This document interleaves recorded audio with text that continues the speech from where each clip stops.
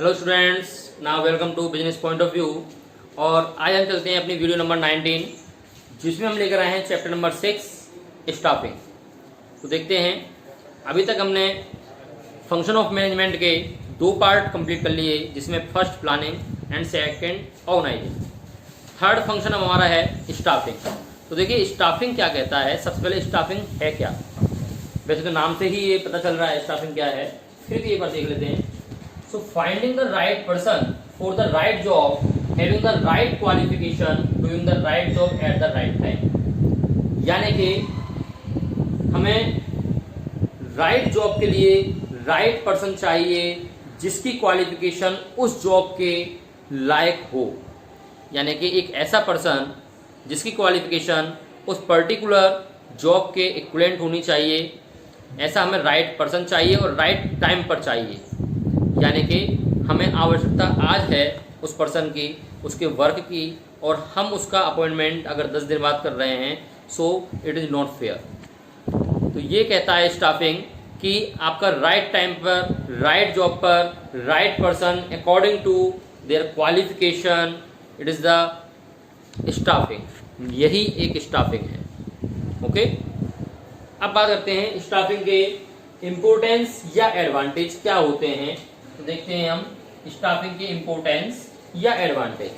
तो देखिए सबसे पहले आता है इम्पोर्टेंस में, filling the roles by obtaining competent personnel. It means यहाँ पर ये कहता है कि जॉब आपकी फिल होनी चाहिए, जिस रोल की हमें आवश्यकता है उस रोल के अकॉर्डिंग आपकी कोई भी जॉब वैकेंट ना हो, आपकी कोई भी पोस्ट वैकेंट ना हो।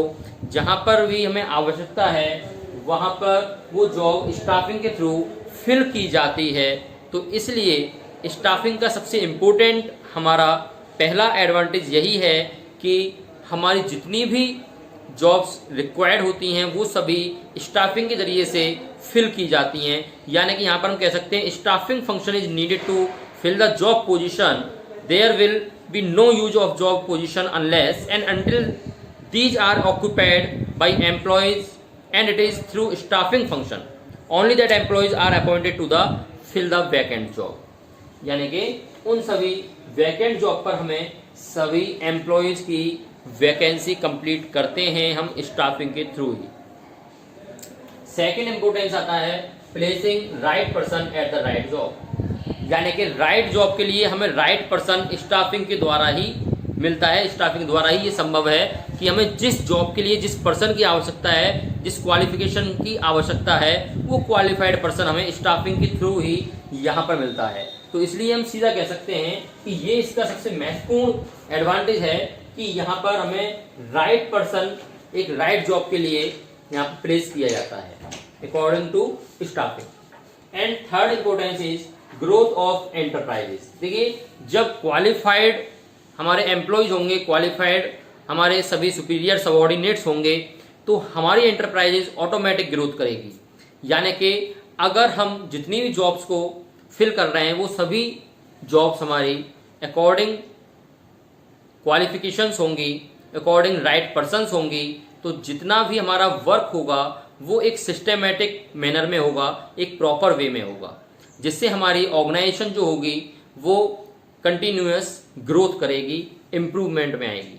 तो इसलिए यहाँ पर ये कहता है कि जो भी अपॉइंटमेंट आपने किया है उन अपॉइंटमेंट के द्वारा आपकी ऑर्गेनाइजेशन टाइम पर अपनी अच्छी ग्रोथ एक पकड़ पाएगी। Next is optimum utilisation of human resources. यानी कि जो ह्यूमन रिसोर्सेज है वो ऑप्टिमम यूटिलाइजेशन रिसोर्सेज करता है। यानी कि हम सीधी भाषा में ये कह सकते हैं कि जितने भी फर्म या बिजनेस के अंदर कार्य किए जाते हैं वो सभी ह्यूमन रिसोर्सेज के थ्रू किए जाते हैं। यानी कितनी भी अच्छी आपके पास मशीनरी है, कितनी भी अच्छी आपके पास टेक्नोलॉजी है, कितना भी अच्छा रॉ मटेरियल्स आपके पास है, लेकिन अगर आपके पास ह्यूमन रिसोर्सेज बेस्ट नहीं है, आपके पास एक क्वालिफाइड पर्सन्स आपकी जॉब पर नहीं है, तो वो सारी चीज़ें बेकार हैं। क्योंकि टेक्नोलॉजी का यूज, मशीनरी का यूज किस प्रकार से करना है वो तो ह्यूमन रिसोर्स को ही पता है, वो तो उन पर्सन्स को ही पता है जो वहाँ पर जॉब कर रहे हैं। तो इसलिए वो कहता है कि यहाँ पर हम optimum utilisation of human resources, यानी ह्यूमन रिसोर्सेज अगर अच्छे हैं आपके तो ऑटोमेटिक आपकी वेस्टेज नहीं होगी, कॉस्टिंग कम आएगी और जो भी आपके रिसोर्सेज हैं उनका सही इस्तेमाल किया जाएगा। And next importance is help in competition. देखिए हेल्प इन कंपटीशन का मतलब है कि यहाँ पर कंपटीशन में भी ये सहायक होता है स्टाफिंग, क्योंकि जगह जगह पर जितनी फर्म या बिजनेस हैं सभी के पास सेम रॉ मटेरियल्स हैं, सेम मशीनरी हैं, सभी चीज़ें सेम होती है, बट केवल एक चीज़ ऐसी है जो डिफरेंट होता है और वो होती है knowledge skill of human resources और आवर एम्प्लॉयज़। यानी कि हमारे एम्प्लॉयज़ की नॉलेज स्किल, उनकी क्वालिफिकेशन, उनका टैलेंट जो डिफर होता है दूसरी ऑर्गेनाइजेशन के, और वही कंपटीशन का मेन आपका पिलर होता है। क्योंकि हम कंपटीशन किस चीज़ से कर सकते हैं? केवल ह्यूमन रिसोर्सेज से। अगर आपका स्टाफ अच्छा है, आपकी स्टाफिंग बेस्ट है, आपके ह्यूमन रिसोर्सेज अच्छे हैं, तो सीधी सी बात है आप किसी भी फर्म से, किसी भी ऑर्गेनाइजेशन से बड़े आराम से कंपटीशन कर सकते हैं और उस कंपटीशन में आप विन भी हो सकते हैं। तो इसलिए कहता है help in competition. And next importance is improve job satisfaction and moral of the employees. देखिए इससे क्या होता है, जॉब सेटिस्फेक्शन भी इम्प्रूव होता है और एम्प्लॉय का मोरल हमारा हमेशा अप होता है। क्योंकि जब हमारे स्टाफिंग अच्छी होगी, और अच्छी होने का मतलब ये नहीं है कि आपने बंदे को एक बार स्टाफिंग कर दी, यानी कि एक बार उसको ज्वाइन कर लिया और उसके बाद में स्टाफिंग फिनिश। नो, स्टाफिंग तो एक ऐसी प्रोसेस है जो कंटिन्यूअस चलेगी। यानी कि आपने अपॉइंटमेंट कर दिया एम्प्लॉयज़ का, अपॉइंटमेंट करने के बाद अब आप उनको ट्रेंड करेंगे, ट्रेनिंग करवाएंगे, उनकी टाइम टाइम पर प्रमोशन देंगे, उनको कंपनसेशन देंगे, तो उससे क्या होगा, एम्प्लॉय का मोरल अप होगा और वो मन लगा करके आपकी फर्म के लिए काम करेगा। तो उसी चीज को ये कह रहा है कि मोरल भी एम्प्लॉय का अप होता है और जॉब सेटिस्फेक्शन भी इंप्रूव होता है। Next is key to effectiveness of other functions. देखिए अदर फंक्शंस का एक प्रभाव ह्यूमन रिसोर्सेज से पड़ता है। सबसे बड़ी चीज है कि यानी कि स्टाफिंग से पड़ता है, क्योंकि जितने भी कार्य हैं, no other functions of management can be carried out without efficient staffing function. यानी कि अगर आपका एफिशिएंट स्टाफिंग फंक्शन नहीं है तो ऐसी कंडीशन में आपके अदर फंक्शंस भी यूजलेस हो जाएंगे, अदर फंक्शंस भी एक अच्छी तरह वर्क आपका नहीं कर पाएंगे। क्योंकि जब स्टाफिंग फंक्शन ही आपका एफिशिएंट नहीं होगा तो अदर फंक्शन भी आपके एफिशिएंट नहीं होंगे, क्योंकि सभी फंक्शन मैंने आपको बताया था ह्यूमन रिसोर्सेज के द्वारा ही परफॉर्म किए जाते हैं। तो इसलिए ह्यूमन रिसोर्सेज का स्ट्रॉन्ग होना आवश्यक है। तो उसी चीज को ये कहना चाह रहा है कि इफेक्टिव है अगर आपका ये स्टाफिंग फंक्शन, तो अदर फंक्शंस भी आपको ऑटोमेटिक इफेक्टिव होंगे। तो इसलिए हम स्टाफिंग को की कह सकते हैं एक तरह से। तो ये आपके इंपोर्टेंस या एडवांटेज स्टाफिंग के कंप्लीट हो जाते हैं। अब हम बात करते हैं अपने अगले टॉपिक की, जो है स्टाफिंग प्रोसेस। तो देखिए स्टाफिंग प्रोसेस कैसे होती है, स्टाफिंग को किस प्रकार से प्रोसेस किया जा सकता है वो हम ध्यान देंगे। जिसके अंदर सबसे पहले आता है आपका पहली process estimating man power required. Estimating man power required यानी कि हमें मैन पावर की कितनी आवश्यकता है, कितने व्यक्तियों की हमें आवश्यकता है, ये सबसे पहले हमें फर्म के अंदर देखना होगा। क्योंकि हम स्टाफिंग जब करेंगे तब हमें ये पता होगा कि यार हमें इतने पर्सन्स चाहिए। तो ये कहता है कि मैन पावर रिक्वायर्ड के लिए आप एक एस्टीमेट तैयार करेंगे, जो एस्टीमेट इन 3 पॉइंटों को माइंड में रख करके तैयार किया जाएगा, इन 3 पॉइंटों पर डिस्कस करके तैयार किया जाएगा। जिसमें पहला होता है हमारा वर्कलोड एनालिसिस। देखिए वर्कलोड एनालिसिस क्या कहता है, वर्कलोड एनालिसिस कहता है कि हमारे पास कितना वर्क है और उस वर्क के अकॉर्डिंग हमें कितने नंबर ऑफ एम्प्लॉयज की आवश्यकता है। सबसे पहले हम ये देखेंगे हमारे पास कितना वर्क है और उस वर्क को कंप्लीट करने के लिए हमें कितने नंबर ऑफ एम्प्लॉयज की आवश्यकता है, कितना रिक्वायर्ड है। एंड सेकंड पॉइंट पर हम ध्यान देंगे work force analysis. Work force analysis में हम देखेंगे कि हमारे पास इस समय प्रेजेंट में कितने एग्जिस्टिंग एम्प्लॉय वर्क कर रहे हैं, कितने एग्जिस्टिंग एम्प्लॉय वर्क कर रहे हैं और उनमें से कितने एम्प्लॉय ऐसे हैं जिनके ऊपर ओवर बर्डन है वर्क का, और कितने एम्प्लॉय ऐसे हैं जो अंडर बर्डन में वर्क कर रहे हैं, जिनके ऊपर कोई बर्डन नहीं है, थोड़ा सा काम किया और फ्री बैठे हुए हैं। तो हम सेकंड नंबर पर उस चीज़ को यहाँ पर माइंड में ध्यान देंगे कि सबसे पहले तो हमारे पास काम कितना है और उस काम के अकॉर्डिंग हमें कितने नंबर ऑफ एम्प्लॉय की आवश्यकता है। दूसरे नंबर पर हमारे पास एग्जिस्टिंग एम्प्लॉय कितने इस समय प्रेजेंट में वर्क कर रहे हैं, और उनमें कितने एम्प्लॉय ऐसे हैं जो ओवरबर्डन पर हैं, कितने एम्प्लॉय ऐसे हैं जो अंडरबर्डन पर हैं। थर्ड पॉइंट फिर कंपैरिजन, फिर हम कंपैरिजन करेंगे इन दोनों का, workload analysis and workforce analysis, यानी कि वर्कलोड का और वर्कफोर्स का यहाँ पर कंपैरिजन किया जाएगा। कंपैरिजन करके हम ये पता कर सकते हैं कि कितने एम्प्लॉय हम अपने एग्जिस्टिंग में से एडजस्ट कर सकते हैं और कितने एम्प्लॉय हमें आउटसाइड से न्यू चाहिए। तो ये कंपैरिजन हमें यहाँ से बता देता है कि हमें कितने मैन पावर की आवश्यकता है, राइट। तो सब प्रोसेस के सबसे पहला पॉइंट आपको क्लियर हो गया होगा कि how many required man power, clear. And second आता है फिर हमारा रिक्रूटमेंट। देखिए रिक्रूटमेंट क्या है, आपने सुना भी होगा, रिक्रूटमेंट तो एक जनरल शब्द है। रिक्रूटमेंट होता है कि अब जब फर्म को ह्यूमन रिसोर्स यानी एम्प्लॉय की आवश्यकता है, जितने नंबर ऑफ एम्प्लॉय थे वो हमारे पास निकल के आ चुके हैं कि इतने नंबर ऑफ एम्प्लॉयज की आवश्यकता है। अब उस नंबर ऑफ एम्प्लॉयज के लिए हम क्या करेंगे, रिक्रूटमेंट करेंगे, यानी कि जॉब ऑफर करेंगे, अपने एडवर्टाइजमेंट निकालेंगे कि भाई हमें इतने नंबर ऑफ एम्प्लॉयज की आवश्यकता है, जिससे कि ज्यादा से ज्यादा एम्प्लॉय हमारी फर्म में इंटरव्यू देने के लिए आएंगे और वहां से हमें नया टैलेंट, नई नॉलेज स्किल मिल सकता है। लेकिन अगर हमें फास्ट डिसीजन करना है तो ऐसी कंडीशन में जो पुराने एग्जिस्टिंग एम्प्लॉय हमारे पास हैं उनको ही हम प्रमोट कर सकते हैं, उनको ही हम ले सकते हैं न्यू वर्क के लिए। लेकिन अगर हमें न्यू टैलेंट चाहिए, न्यू नॉलेज चाहिए, तो इसके लिए हमें रिक्रूटमेंट करना ही होता है, जो कि आउटसाइड से होता है। रिक्रूटमेंट हमारे एडवर्टाइजमेंट के द्वारा, सोशल मीडिया के द्वारा, पंपलेट्स के द्वारा, बैनर्स के द्वारा कई प्रकार से किया जा सकता है और उन्हीं रिक्रूटमेंट के आधार पर हम यहाँ पर फिर अपनी ज्वाइनिंग्स को करते हैं, प्लेसमेंट निकालते हैं कि हमें किन किन पोस्ट की आवश्यकता है, किन किन पोस्ट पर व्यक्तियों की आवश्यकता है, उसकी ज़्यादा से ज़्यादा वैकेंसी निकाली जाती हैं और वही वैकेंसी के लिए जो व्यक्ति आते हैं वही हमारे रिक्रूटमेंट के अंतर्गत आते हैं। तो यही रिक्रूटमेंट है, यानी कि हम सीधी भाषा में रिक्रूटमेंट को कह सकते हैं, it refers to the process of inducing the people to apply for the job in the organisation, यानी ऑर्गेनाइजेशन में जॉब के लिए जितने ही बंदे अप्लाई कर रहे हैं वो सभी रिक्रूटमेंट के अंतर्गत आते हैं, राइट। एंड देन रिक्रूटमेंट का थर्ड पॉइंट हमारा आता है सिलेक्शन। क्या आता है, सिलेक्शन। जब रिक्रूटमेंट हम कर देंगे, हमने एडवर्टाइजमेंट कर दिया कि हमें इतने नंबर ऑफ एम्प्लॉय की आवश्यकता है, इस पोस्ट के लिए आवश्यकता है, और बाहर के आउटसाइड के कुछ एम्प्लॉय ने, कुछ पर्सन्स ने यहाँ पर अपना रिज्यूम भी हमारी फर्म में जमा करा दिया, अप्लाई कर दिया जॉब के लिए। अब हम क्या करेंगे, सिलेक्शन करेंगे। क्या करेंगे, सिलेक्शन करेंगे, यानी कि उनको हम सिलेक्ट करेंगे। अब सिलेक्शन की प्रोसेस चलेगी।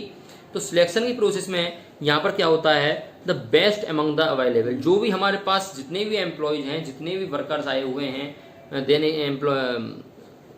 इंटरव्यू देने के लिए, उनमें से हम क्या करेंगे, अब बेस्ट को चुनेंगे। जो बेस्ट होगा उस बेस्ट को यहाँ पर चुना जाएगा, उस बेस्ट को यहाँ पर सिलेक्ट किया जाएगा। To make selected candidates realise that how seriously things are done in the organisation, यानी ऑर्गेनाइजेशन में जो भी वास्तव में ही बेस्ट होगा, जो अच्छा कार्य कर पाएगा, उसकी नॉलेज स्किल के आधार पर उस व्यक्ति को यहाँ पर सिलेक्ट किया जाएगा। तो सिलेक्शन में देखिए क्या होता है, in selection number of selected candidates is less than the number of rejected candidates is why selection is called negative process, यानी कि सिलेक्शन को हम नेगेटिव प्रोसेस के नाम से भी जानते हैं।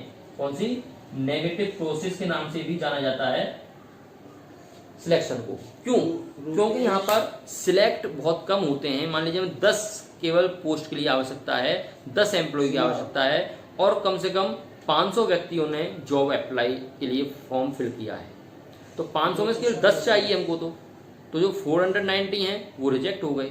तो इसलिए ये नेगेटिव प्रोसेस भी कहलाती है सिलेक्शन। तो सिलेक्शन में क्या होता है, कम लोगों को सिलेक्ट किया जाता है और ज़्यादातर लोग को रिजेक्ट किया जाता है, राइट। तो जो बेस्ट होगा उस बेस्ट को यहाँ पर सिलेक्ट किया जाएगा। एंड देन प्रोसेस हमारी होती है प्लेसमेंट एंड ओरिएंटेशन। जब व्यक्ति हमारा सिलेक्ट हो जाएगा, सिलेक्ट होने के बाद फिर हम क्या करेंगे, उसे प्लेसमेंट करेंगे, यानी कि पोस्ट पर हम उसे अपॉइंट करेंगे, उसे अपॉइंटमेंट लेटर दे दिया जाएगा, यहाँ पर उसकी प्लेसमेंट हो जाएगी।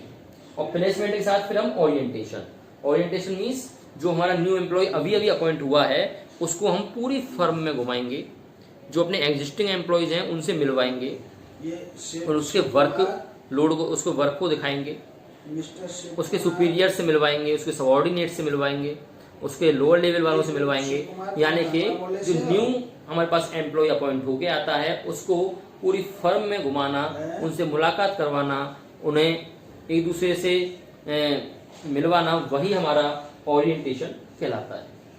Next is training and development. जब प्लेसमेंट हो जाएगा, ओरिएंटेशन हो जाएगा, तो उसके बाद हम न्यू एम्प्लॉय क्या करेंगे, ट्रेनिंग देंगे कि भाई कैसे वर्क करना है आपको यहाँ पर, और वर्क को किस प्रकार से इस प्रकार करना है कि आपका वर्क एक अच्छी पोजीशन पर हो और एक अच्छा आउटपुट निकल के आए, एक अच्छा रिजल्ट निकल के आए। तो उसके लिए हम उसे ट्रेनिंग देंगे और उसे उसकी नॉलेज स्किल को भी डेवलप करने का प्रयास करेंगे। टाइम टाइम पर उसे ट्रेनिंग देना, टाइम टाइम पर उसको नई नई आपके जॉब जो आपके वो होते हैं वर्कशॉप होते हैं, वर्कशॉप में ले जाना। तो ये सारी चीज़ें हैं जिससे उसका मेंटली भी वो डेवलप होगा और नॉलेज स्किल भी डेवलप होगी, राइट शिवांशु। तो ये आपकी बेटा स्टाफिंग प्रोसेस है। सभी स्टाफिंग प्रोसेस केवल यहीं तक है, यहाँ पे 5 पॉइंट हैं, लेकिन ध्यान रखें अगर क्वेश्चन आ जाता है कि इफ स्मॉल ऑर्गेनाइजेशन, यदि आपकी छोटी ऑर्गेनाइजेशन है जिसमें ह्यूमन रिसोर्स डिपार्टमेंट नहीं है, नो HRD, जिसमें ह्यूमन रिसोर्स डिपार्टमेंट नहीं है, एक छोटी ऑर्गेनाइजेशन है, तो ऐसी ऑर्गेनाइजेशन के लिए ये 5 पॉइंट तो आपको नोट करने हैं ही, साथ में ये 3 पॉइंट्स फिर आपको और नोट करने होंगे। लेकिन जहां पर ना लार्ज स्केल दे रखा हो, ना स्मॉल स्केल दे रखा हो, कुछ नहीं दे रखा हो, केवल स्टाफिंग प्रोसेस आपको एक्सप्लेन करनी हो, तो केवल 5 ही पॉइंट को आप एक्सप्लेन करेंगे ओनली, राइट। लेकिन अगर स्मॉल ऑर्गेनाइजेशन वो कहता है कि HRD डिपार्टमेंट नहीं है ऑर्गेनाइजेशन के पास, तो ऐसी सिचुएशन में आप इन 3 पॉइंटों को भी कंटिन्यूअस में लाएंगे। तो देखिए 3 पॉइंट क्या होते हैं, देख लेते हैं। 6 पॉइंट है वो परफॉर्मेंस अप्रेजल। परफॉर्मेंस अप्रेजल यानी कि अब हम जो न्यू अपॉइंट किया है हमने एम्प्लॉय, उसकी हम परफॉर्मेंस को देखेंगे कि वो कैसी परफॉर्मेंस कर रहा है, अपने कार्य को कैसा कर रहा है, कहाँ पर कोई कमी तो नहीं है, तो उसको हम नोट करेंगे, नोटिस बनाएंगे उसके लिए कि सभी कार्य सही प्रकार चल रहा है, नहीं चल रहा है, तो परफॉर्मेंस किस प्रकार चल रहा है, तो परफॉर्मेंस पूरी कंप्लीटली हम उसे अप्रेज करेंगे। And next point is promotion and career planning. और उसके बाद फिर हम उसे क्या करेंगे, अगर उसका अच्छा परफॉर्मेंस है, बेस्ट परफॉर्मेंस है, तो हम उसे प्रमोट करेंगे, या कहीं कोई प्रॉब्लम है उसके परफॉर्मेंस में, तो हम उसे बताएंगे, समझाएंगे, उसकी कैरियर प्लान करेंगे, भाई इस प्रकार से आपको ये कमियां आ रही हैं, उनको आप सुधारिए। तो ये सारी चीजें निकल करके आती हैं, जिससे उसका डेवलपमेंट भी होता है और हम उसे सुधार में भी ला सकते हैं। नेक्स्ट इज कंपनसेशन, और फिर लास्ट में हम उसे कंपनसेशन पेड भी करते हैं। जैसे ओवर टाइम करता है तो उसके अकॉर्डिंग कंपनसेशन देना, या कोई प्रॉब्लम्स अगर उसे होती हैं, मेडिकल एंगेजमेंट वगैरह चाहिए तो उसका कंपनसेशन देना, ये सारी चीज़ें कंपनसेट भी उसको किया जाता है। टाइम टाइम पर इंसेंटिव्स भी उसे दिए जाते हैं, जिससे वो ज़्यादा से ज़्यादा मेहनत कर सके, फर्म के प्रति अपनी लगाव रख सके। ओके, तो ये आपका स्टाफिंग के इम्पोर्टेंस एडवांटेज और स्टाफिंग प्रोसेस कंप्लीट हो जाती है। ध्यान रखें अगर HRD डिपार्टमेंट नहीं है तो ही इन 3 पॉइंट को हम शो कराएंगे, अन्यथा केवल 5 पॉइंट में ही आपका स्टाफिंग प्रोसेस कंप्लीट हो जाएगा। ओके, तो इतना आप कंप्लीट कर लीजिए। हम मिलते हैं नेक्स्ट वीडियो में अपनी न्यू टॉपिक के साथ। तब तक के लिए थैंक यू सो मच।